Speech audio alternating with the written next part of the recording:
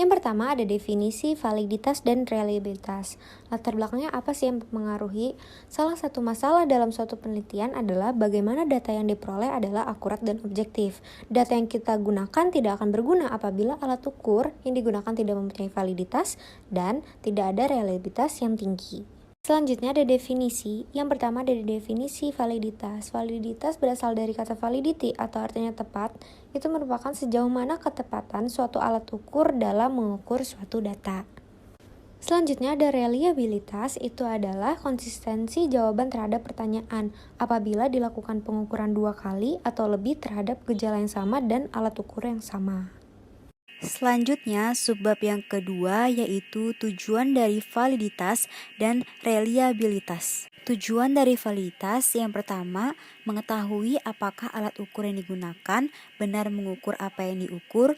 Yang kedua, apakah alat tersebut valid atau tidak. Yang ketiga, mengetahui sejauh mana ketepatan dan kecermatan suatu instrumen pengukuran dalam melakukan fungsi ukurnya. Yang keempat, apakah data yang diperoleh bisa relevan atau sesuai dengan tujuan dilakukannya pengukuran tersebut. Tujuan dari reliabilitas yaitu yang pertama, mengetahui sejauh mana suatu alat ukur dapat dipercaya atau diandalkan. Yang kedua, sejauh mana hasil pengukuran tetap konsisten bila dilakukan 2 kali atau lebih. Yang ketiga, menjamin suatu instrumen yang digunakan merupakan sebuah instrumen yang handal, konsistensi, stabil, dan dependabilitas sehingga bila digunakan berkali-kali dapat menghasilkan data yang sama. Yang keempat, menunjukkan konsistensi skor-skor yang diberikan oleh scorer satu dengan lainnya. Tambahan informasi. Pertanyaan apa saja yang perlu diuji dalam uji validitas dan reliabilitas? Apakah semua pertanyaan penelitian? Jawabannya yaitu semua pertanyaan yang berkaitan dengan variabel yang ingin diteliti atau variabel independen harus diuji validitas dan reliabilitasnya. Selanjutnya, dalam menguji pertanyaan dengan 2 jawaban, ya atau tidak, benar atau salah, dengan pertanyaan yang jawabannya lebih dari 2 pilihan jawaban A, B, C, D, E, apakah cara yang digunakan sama atau berbeda? Jawabannya yaitu semua sama dengan cara mengujinya, namun dapat berbeda jika dilakukan untuk wawancara mendalam bukan angket. Karena uji Farel yang jawabannya lebih dari 2, tujuan diujinya sama dengan yang jawabannya hanya 2. Selanjutnya kita akan membahas cara uji validitas dan reliabilitas. Nah, kita di sini menggunakan kuesioner, ada 5 soal.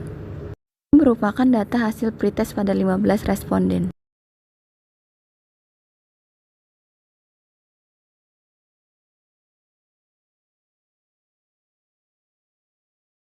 Kemudian langkah selanjutnya masukkan semua variabel ke dalam kotak items, tetapi hanya variabel yang akan diuji saja. Model biarkan pada pilihan alpha. Selanjutnya klik statistik. Pada bagian deskripsi for, klik item, scale if item delete. Kemudian klik continue. Lalu klik OK. Kemudian terlihat output sebagai berikut.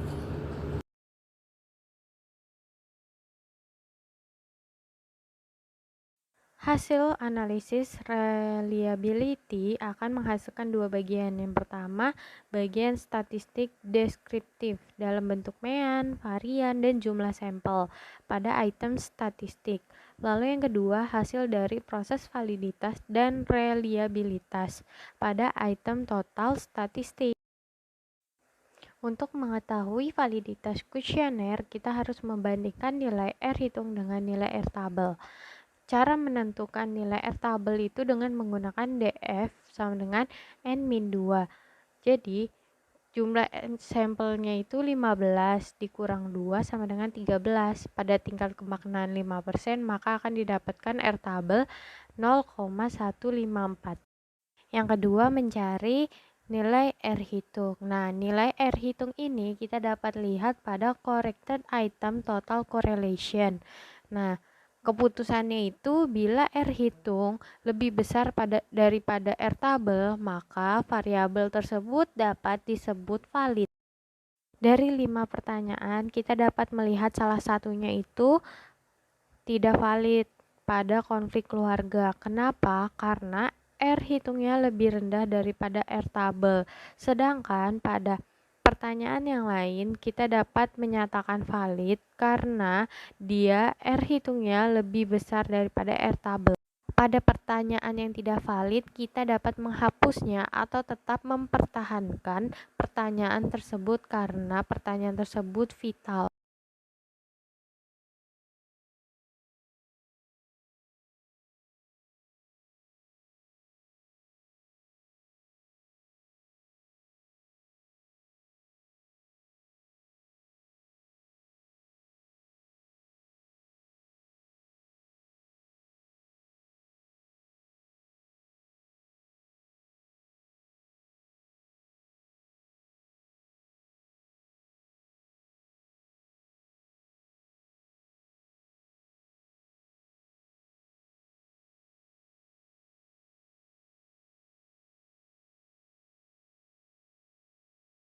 Untuk menguji reliable, kita dapat menggunakan dua cara. Yang pertama itu dengan Cronbach alpha if item deleted. Nah, kita lihat nih di Cronbach alpha-nya apakah keempat variabel tersebut lebih besar dibandingkan nilai standarnya yaitu 0,6. Kemudian yang kedua itu dengan Cronbach alpha secara keseluruhan dengan nilai standarnya itu 0,6. Pada data kita dapat melihat Cronbach alpha pada setiap variabel itu lebih besar dibanding nilai standarnya yaitu 0,6 sehingga dapat kita nyatakan keempat pertanyaan tersebut reliable.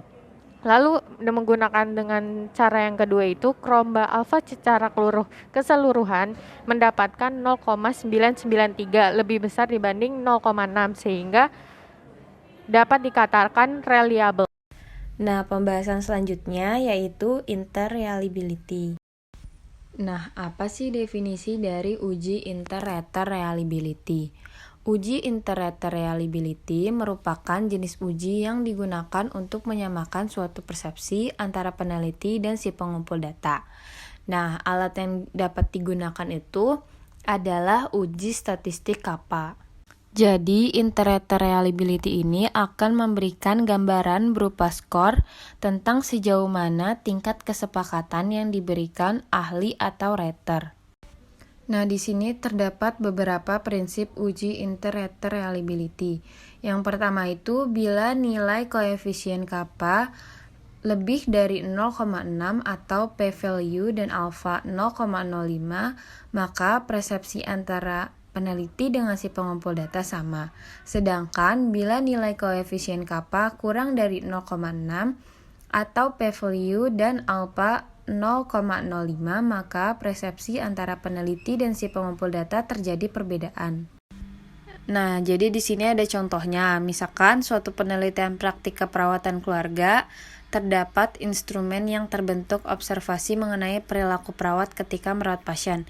Nah, pertanyaan yang ditanyakan itu misalnya apakah dalam melakukan komunikasi dengan pasien perawat tersebut ramah? Misal 0 itu iya dan 1 itu tidak.